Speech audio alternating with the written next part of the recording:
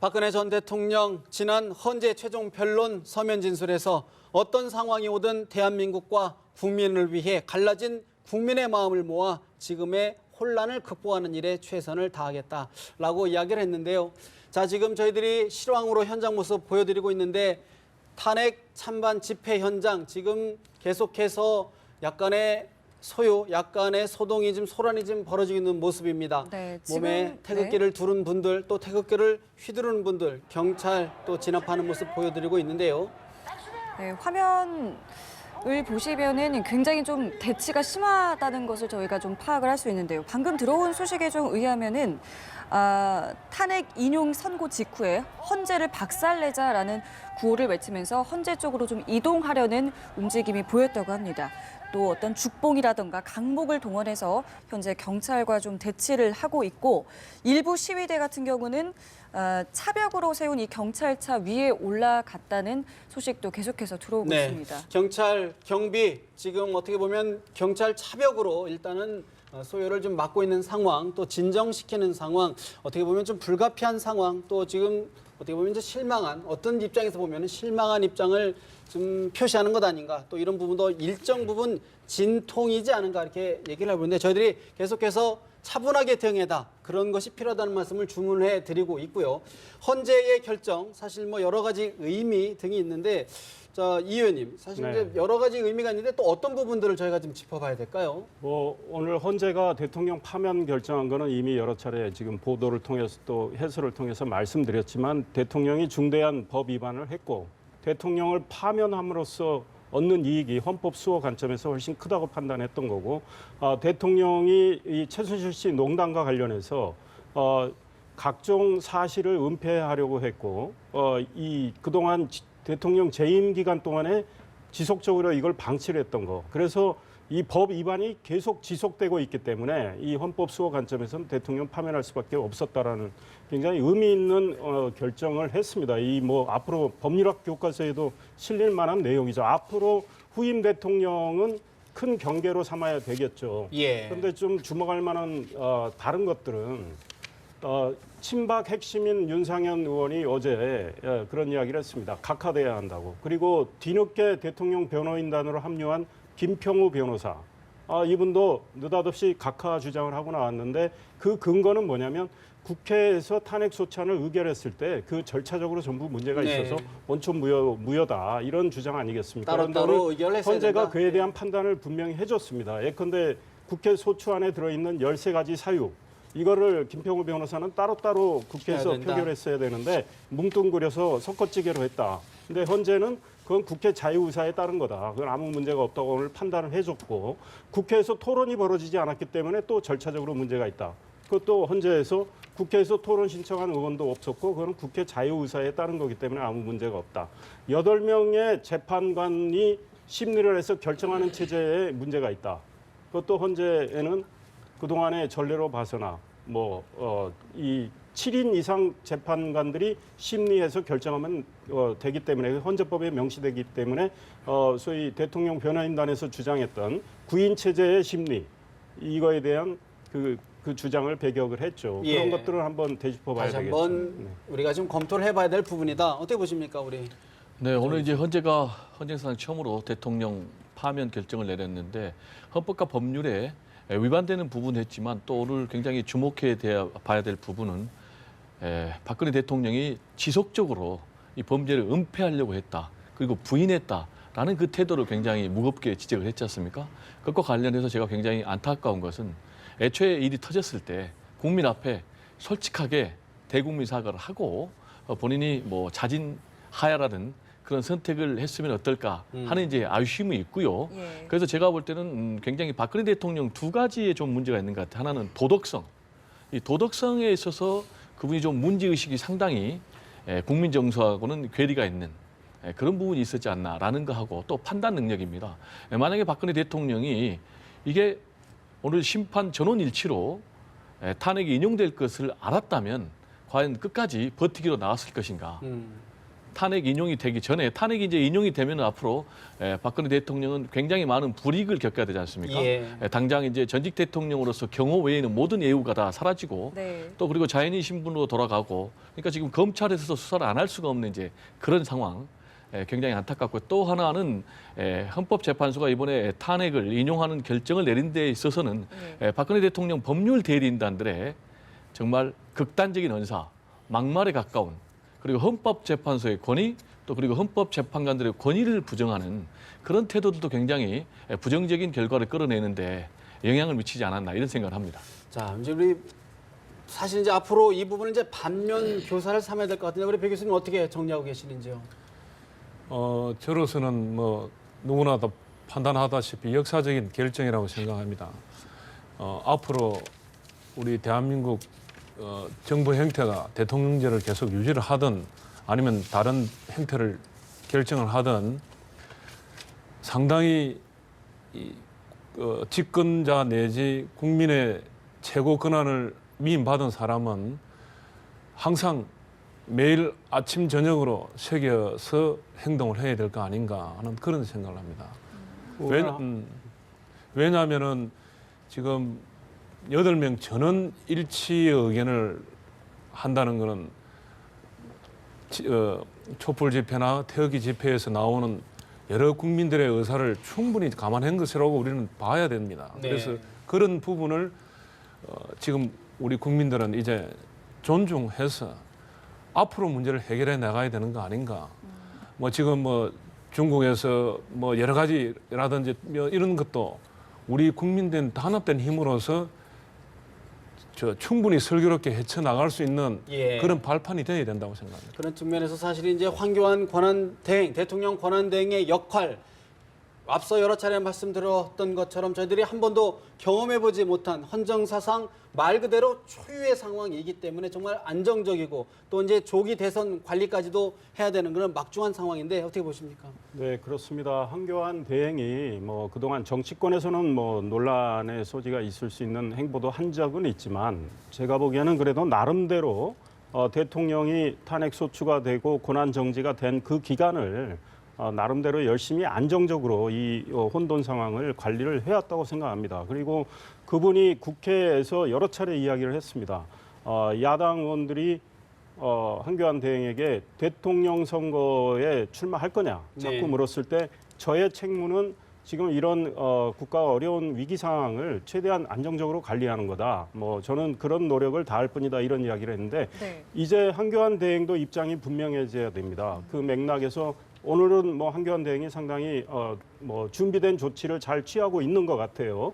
우리 국가의 어떤 경계 태세도 강화하고 또 관계기관들하고 대책을 세우고 이러고 있는데 예. 황교안 대행의 책무는 앞으로 조기 대선이 이제 60일 뒤에 치러질 거 아니겠습니까? 이 대선일을 정하는 것도 황교안 대행의 몫입니다. 네. 그렇기 책임이고요. 때문에 네.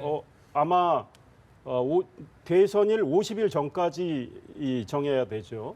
그러니까 앞으로 열흘 동안 황교안 대행이 고민을 하겠지만 네. 대선을 안정적으로 관리하는 게 이분의 또 책무예요. 그 사이에 또 국가의 여러 가지 현안도 역시 관리를 잘해야 되는 게 이 책무입니다. 그런데 이 책무를 버리고 본인이 대선에 나갈 수도 있다라는 관측이 나오는데 예. 과연 그런 선택을 할지는 모르겠습니다. 그런데 본인이 대선일을 정하고 본인이 대선에 나가는 이런 상황 그리고 예. 대행을 만드는 이런 상황은 저는 바람직하지 않다고 봅니다. 그래서 황교안 대행도 이런 안정적인 국정 운영을 하면서 또 본인이 향후 어떤 정치적 행보를 할 건지에 대한 입장을 국민 앞에 분명히 밝혀야 되겠다 이 생각. 잠시 뒤면 황교안 권한대행 입장 발표가 있을 것이라는 소식이 지금 전해드리고 있는데 어떻게 보시는지요? 네, 제가 볼 때는 박근혜 대통령 탄핵이 인용이 되는 순간 황교안 대통령 권한대행의 대선 출마는 현실성이 없다고 생각을 현실성이 합니다. 없다. 네, 그 이유는 이제 첫째,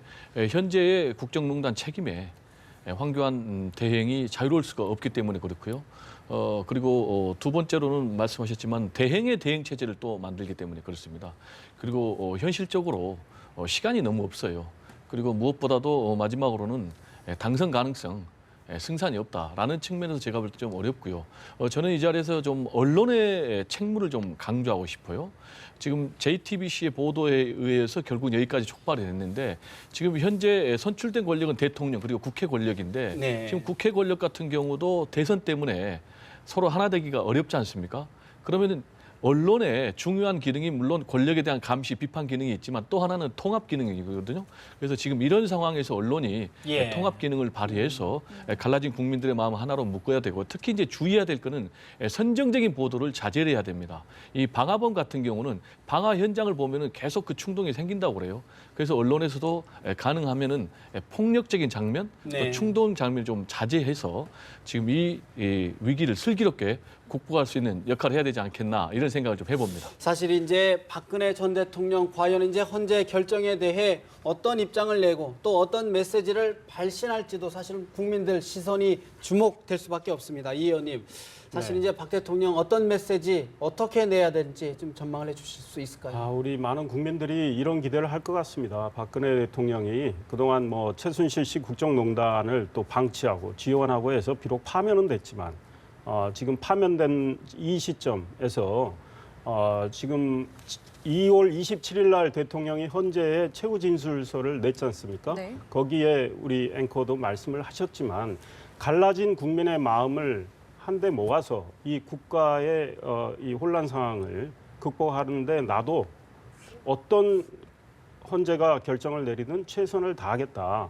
이 맥락에서 대통령께서 이제는 전직 대통령이 되셨지만 네. 정말 헌재의 결정을 승복하는 그래서 그런 말씀을 해주시고 2007년 한나라당 대통령 후보 경선 때 이명박 대통령 후보에게 졌잖아요. 네. 그때 발표되기 전에 그 참모가 박근혜 당시 후보에게 그 사실을 알려주러 갔을 때 담담한 표정으로 제가 진 거죠 하고 나서 바로 깨끗한 승복을 승복했던. 해서 네네네. 그 이후에 박근혜가 있었습니다. 그래서 국민들로부터 더욱 사랑을 받았던 건데 그런 맥락에서 오늘 파면된 상황이지만 박근혜 대통령이 정말 이 승복을 하고 국민 여러분께 예.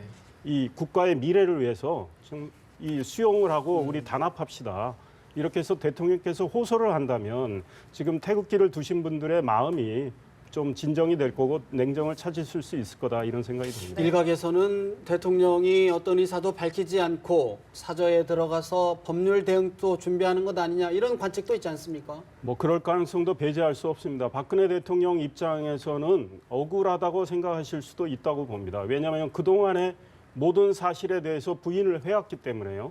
그러니까 최순실 씨에 대해서 일부 연설문의 유출만 인정을 한 거죠. 그래서 그 연설문의 일부 표현을 최순실 씨의 의견을 들은 정도로 뭐 인정을 했고 나머지에 대해서 두 재단과 관련해서도 대통령이 직접 관여하지 않았고 뭐가 없다. 기업이 자율적으로 돈을 내서 재단이 알아서 운영된 거라는 입장을 쭉 견지를 해왔기 때문에 네. 대통령 입장에서 헌재 결정을 받아들이기 어려울 수도 있다고 봅니다. 그러나 헌재가 그동안 심리를 하면서 25명의 증인들 또 이 각종 증거 자료들 이거에 근거해서 지금 결정을 했단 말이죠. 예. 그래서 대통령이 억울하다 할지라도 헌재 결정을 수용하고 승복하는 것이 예. 바로 민주주의를 지키는 거고 헌법을 지키는 거고 법치주의에 따르는 거기 때문에 예. 대통령이 그런 어떤 대승적인 자세를 보여줘야 되겠다 이 생각. 결과론적으로 보면 박근혜 전 대통령이 검찰 특검 수사 또 헌재의 탄핵 심판의 최종 변론에 참석했었으면 어땠을까 하는 그런 또 아쉬움도 있는데 어떻게 보시는지? 네, 정말 그런 아쉬움이 있고요. 현재 이제 언론 보도에 따르면은 탄핵 인용이냐 기각이냐 결과에 따라서 박근혜 대통령의 선택지 보도가 있었는데 만약에 탄핵이 기각이 되거나 각하가 되면 본인이 직접 대국민 담화를 통해서 입장을 밝힐 것이다. 이렇게 전망을 했고 그렇지만은 반대로 탄핵 인용이 되면은 직접 대국민 담화하지 않고 측근을 통해서 혹시 입장을 밝힐지 모르겠다라는 이제 그런 분석 기사, 전망 기사가 있었는데 저는 네. 반대입니다. 오히려 예. 지금 탄핵이 인용된 마당에 전직 대통령으로서 분명하게 국민들에게 입장을 밝히는 게 좋을 것 같고요. 당연하게 이제 그거는 이제 승복의 이제 그런 메시지인데 실제로 박근혜 대통령이 실상이 어떻든 간에 정치인 박근혜가 성공해서 대통령까지 가는 데는 법과 원칙을 강조했거든요. 네. 그리고 또 지난번에 노무현 대통령 탄핵 때 박근혜 전 대통령이 당시 한나라당 대표인데 그 전에 뭐라고 그랬냐면은 어떤 결과가 나오든 그 결과에 승복하겠다. 예. 이렇게 했고 탄핵이 기각이 되니까 오히려 대국민 사과 발표하는 그런 메시지를 던졌거든요. 네. 따라서 저는 지금이라도 박근혜 대통령이 물러나도 지도자입니다. 여전히 한 20% 정도의 강력한 지지자들이 있지 않습니까? 특히 이제 태극기 집회 참석하는 사람들이 있기 때문에 지금 이 마당에서 결국은 전직 대통령이지만 예. 지도자는 지도자니까 지도자로서의 역할 또 품격을 지켜주는 게 저는 필요하다 이렇게 말씀을 드릴 수가 있겠습니다. 배병호 교수님 어떻게 전망하십니까? 헌법학자로서. 저는 뭐 헌법 수호 취임 선서에 했고 물론 헌법 수호 의지가 약하다고 헌법재판소에서 그렇게 판단을 받았지만은 마무리는 잘 하실 거라고 믿습니다.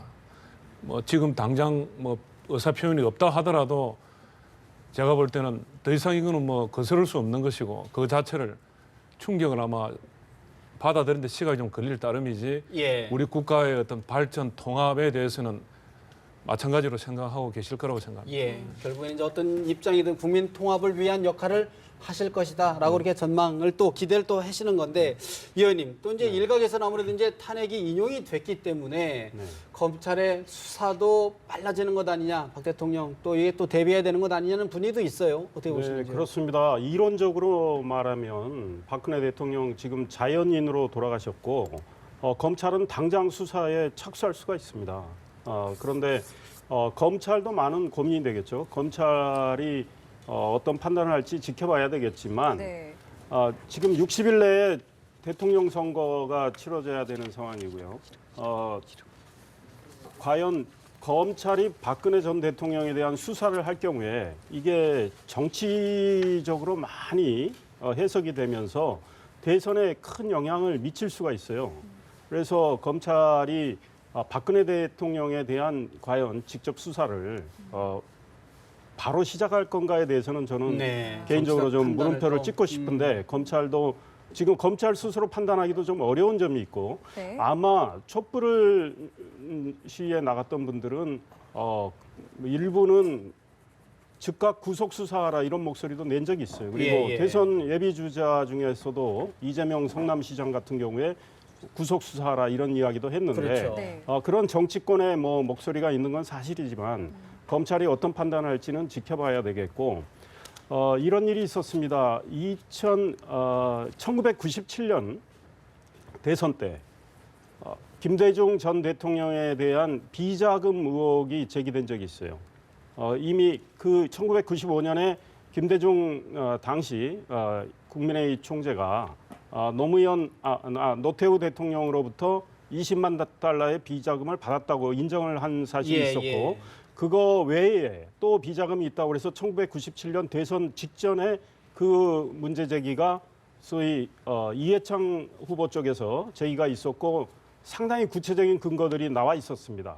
그때 김영삼 대통령 시절인데 그때 김태정 검찰총장이 지금 이에 대한 수사에 들어가면 대선에 영향을 준다. 예. 그래서 수사를 좀 유보하는 게 좋겠다고 해서 김영삼 대통령이 당시 그거를 수용을 했어요. 그래서 이해창 총재와 김영삼 대통령 간의 관계가 굉장히 더 나빠졌는데 대북 송금 어찌 됐든 관련해서, 예. 비자금 사건입니다. 비자금, 그때는. 예.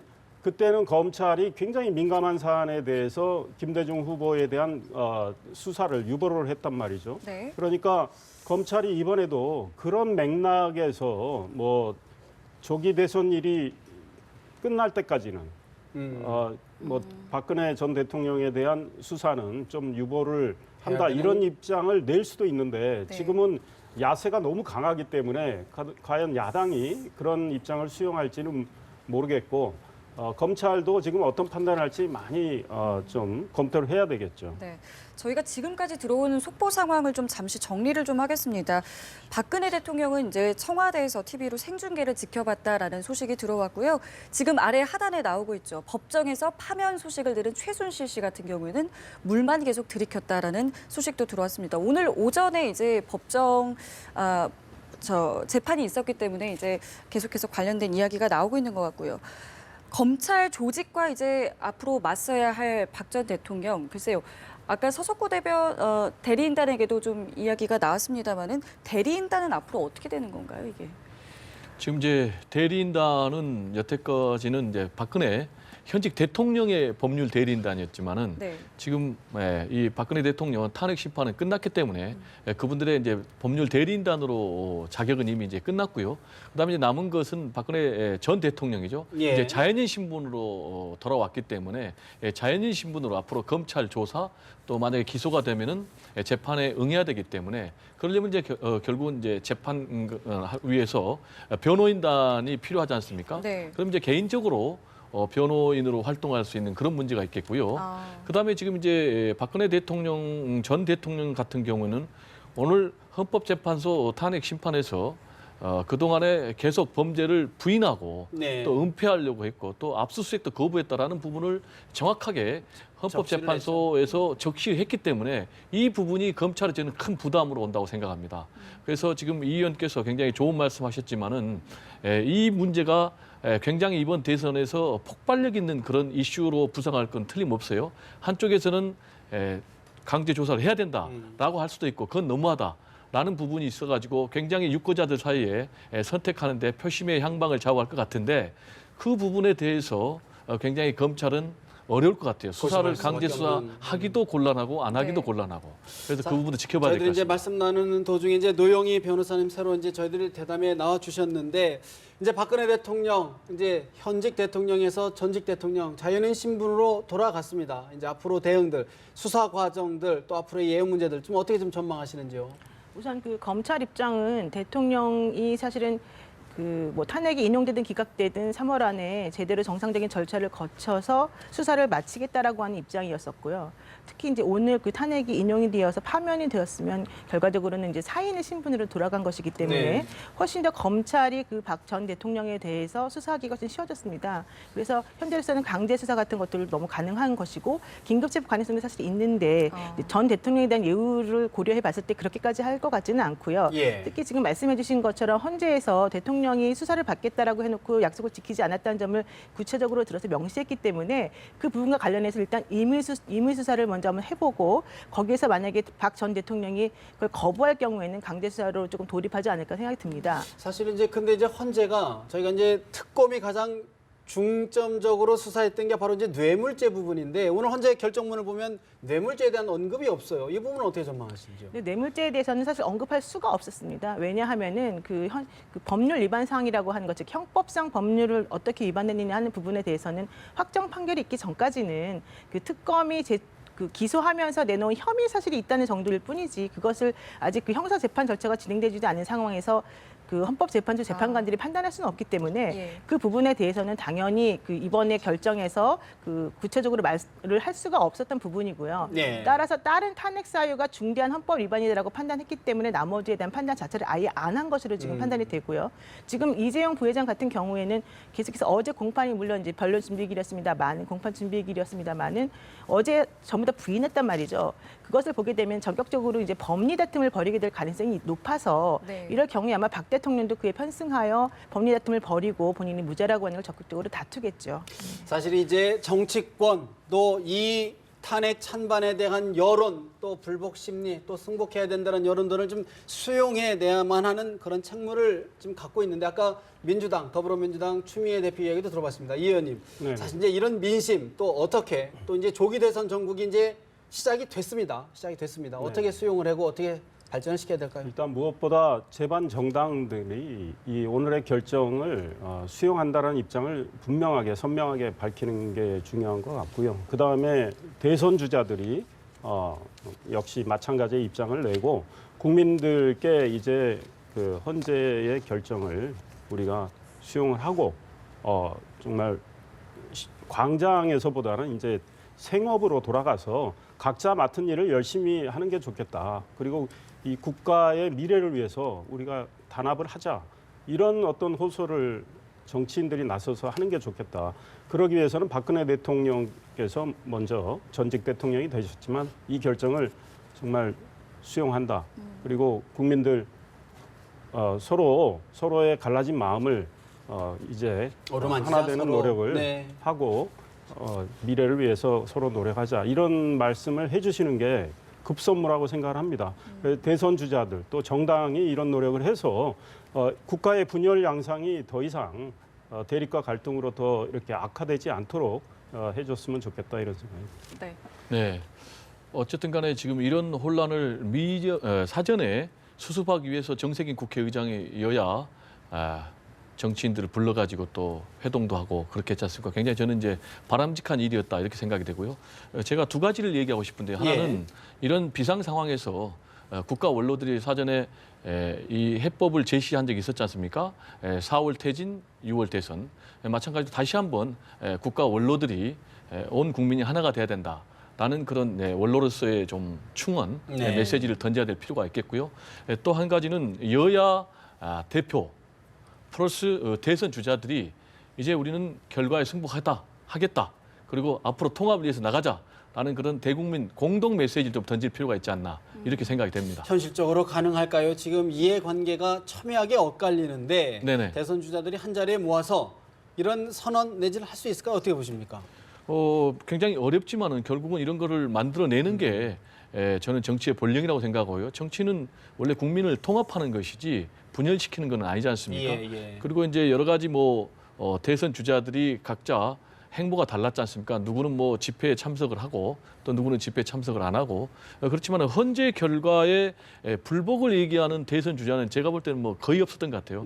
한 거명하기는 좀 그렇지만 한 분 정도 외에는 그러면 그분만 제외하고 나머지들이 공동선언하면 그것 또한 국민들에게 선택의 기준이 되지 않겠습니까? 네. 저는 그런 과정이 꼭 필요하다 이렇게 네. 생각이 됩니다. 자, 지금 삼성동 사저 같은 경우는 박 전 대통령 복귀를 대비해서 경찰 경비를 대폭 강화하고 있다라는 속보도 나오고 있는데요. 민간인 신분이 된 박 대통령, 글쎄요, 청와대를 이제 떠나야 하는데 이게 정확한 기한이라던가 이런 게 있습니까? 일단 그런 규정 자체는 없고요. 우리가 통상적으로 그 건물을 비워줘야 되는 명도 절차를 거치더라도 보통 2주에서 한 달 정도는 주거든요. 아마 그런 식의 절차를 좀 거치지 않을까 생각이 들고요. 박 전 대통령 같은 경우에 특히 문제가 되는 것은 이제 삼성동 사저로 돌아가게 되면 경호가 사실은 좀 문제가 됩니다. 지금 거기는 경비동이 지금 만들어져 있지 않기 때문에 아마 그 부분 관련해가지고는 빨리 지어서 그 경호 인력이 들어갈 수 있을 정도의 거처를 마련한 다음에 아마 움직이게 될 것 같아서요.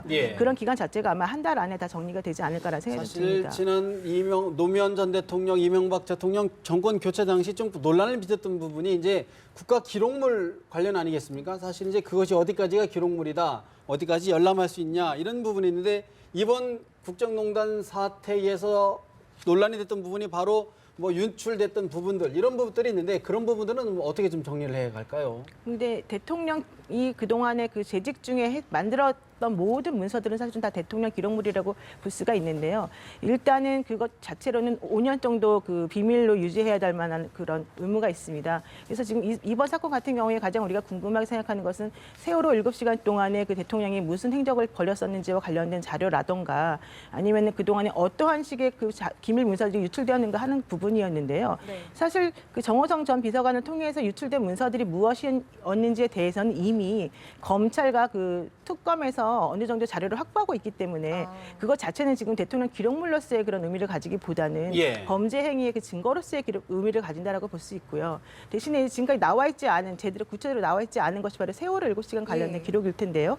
그런 것들 같은 경우는 원칙적으로는 그 봉인이 해제되는 시간이 좀 필요하거든요. 그래서 원래는 그렇게 한 다음에 이 기록물을 보아야 될 터이지만 아마도 이 관련된 자료들이 필요하다라고 한다면은 그 영장 집행 등을 통해서 법원에서 허가해주는 한도 내에서 그것을 열람할 가능성도 좀 있습니다. 사실 이제 헌법재판소의 결정으로 박근혜 전 대통령 이제 전직 대통령이 됐고 황교안 권한대행이 명실상부하게 국가의 행정 또 국가의 안보를 지금 책임져야 될 막중한 책무를 짊어졌는데 이 의원님 지금 나라 안팎이 굉장히 어수선하지 않습니까? 안보, 사드 문제, 또 중국의 보복, 말레이시아 김정남 피살 등등 어떤 과제부터 좀 먼저 처리를 해 가야 될까요? 하나, 둘 순서를 정해서 하기 어려운 상황이죠. 중요한 과제들이 지금 너무 많고 동시다발적으로 문제가 터져 나오기 때문에 황교안 대행의 책무는 그만큼 더 커졌고 황교안 대행이 조기 대선 출마니 이런 생각이 있고 그걸 떠나서? 정말 정치적인 어떤 행보를 하겠다 이런 거 다 있고 이 대선일까지 60일 동안 내가 정말 대선일 관리를 비롯해서 또 국정의 안정적 관리를 위해서 모든 힘과 노력을 다하겠다 이런 생각을 가지고 해줘야 된다고 봅니다. 그래서 황교안 대행이 그와 관련된 입장을 국민들 앞에 분명히 밝히고 또 국민들께 오늘의 헌재 결정은 뭐 우리 헌법에 근거한 것이고 법치주의를 수호하기 위해서 한 결정이기 때문에 국민 여러분 각자 생각은 좀 다를지라도 이 결정에 우리 모두 따라서 국가의 미래를 위해서 힘을 모으자는 그런 어떤 단합된 노력을 하자는 이런 호소를 네. 황교안 대행도 해주셔야 된다고 봐요. 네. 오늘의 결과 물론 북한도 지켜봤을 것 같은데요. 북한의 뭐 이와 관련된 추가 도발 가능성이라든가 이런 부분에 대해서는 어떻게 좀 생각하세요?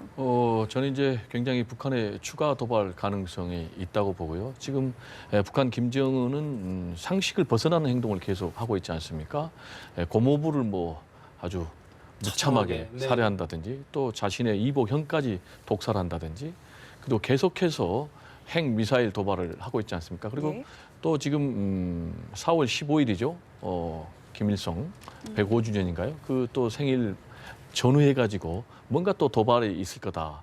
이런 전망이 있기 때문에 예. 굉장히 지금 안보가 불안한 이런 상황입니다. 예. 그러면 이제 안보에는 사실 여야가 따로 없지 않습니까? 제가 아까 국민 통합을 위해서 여야 대선 주자들이 여야 대표들이 공동 선언을 좀 했으면 좋겠다라고 했는데 정말 안보와 관련해서도 그런 좀 공동 선언이 꼭 필요하지 않나 이렇게 생각이 되고요. 지금 그리고 중국 같은 경우에 사드 관련해서 보복 조치가 저는 강화되고 앞으로 있죠. 더 네네. 강화되고 계속됐고요. 네네. 실제로 일본의 이제 센카쿠 열도 관련해서 한 2년 정도 계속 보복이 이루어졌거든요. 그래서 이런 부분을 우리가 좀 명심하고 예. 정말 여야를 떠나서 하나 돼가지고 국익을 위해서 네. 우리가 대처했으면 좋겠고요. 특히 그래서 이런 상황에서 저는 이제 황교안 대통령 권한대행의 책무 역할이 굉장히 무겁고 중요하다고 보는데요. 황교안 대통령 권한대행에서 이제 평가가 여러 가지가 있겠지만은 뭐 압수수색 영장을 승인을 안 했다든지 또 특검의 연장 승인 안 했다든지 이런 부분에 대해서는 좀 부정적인 평가가 있지만 제가 볼 때 그래도 비교적 국가의 위기 상황에서 나름대로 안정적인 리더십을 좀 행사해 오지 않았나 이런 평가를 좀 할 수 있겠고요. 만약에 이제 본인이 대선 출마하지 않는다면은 네. 정말 자유롭게 정치적인 이해관계를 떠나서 국가 통합을 위해서 국가 안정을 위해서 매진해 줬으면 어떨까 이런 좀 기대를 해봅니다.